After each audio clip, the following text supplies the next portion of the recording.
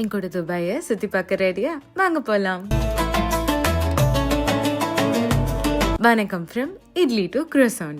ஈவினிங்காக கிளம்பிட்டு ஃபர்ஸ்ட் நாங்கள் பார்க்க போன இடம் ஓல்ட் துபாய். இங்கே தான் துபாயோட ஸ்டோரியே தொடங்குச்சான். துபாயில் ஆயிலை 1960s தான் கண்டுபிடிச்சிருக்காங்க.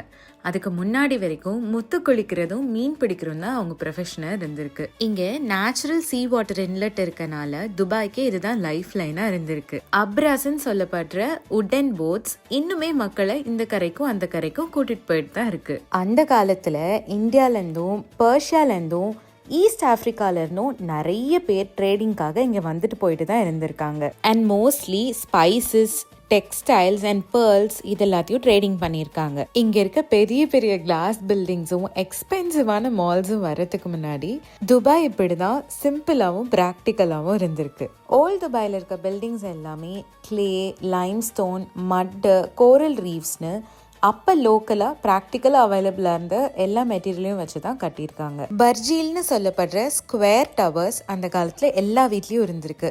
இதை ஏர் எடுத்து கீழே ரூம்ஸ்க்கெல்லாம் சப்ளை பண்ணியிருக்கு. ஒரு ஏர் கண்டிஷனர் மாதிரி. இப்போ வரைக்கும் என்னால் மறக்க முடியாத ஒரு விஷயம்னா அது இந்த இடத்துக்கு இருக்கிற ஸ்மெல் தான். ஏலக்காய், குங்குமப்பூன்னு பல ஸ்பைசஸோட வாசம், ஃப்ரெஷ்ஷான டீயோட வாசம், அப்புறம் இந்த கடல் காத்தோட வாசம்னு இந்த இடம் பயங்கர வாசனையா இருக்கும். இந்த இடம் எனக்கு ஒரு ஸ்டோரி புக்குள்ள போன மாதிரி இருந்துச்சு. இங்க இருக்க ஸ்ட்ரீட்ஸ்லயும் பழைய பில்டிங்ஸ்லயும் பல கதைகள் ஒளிஞ்சிட்டு இருக்கு.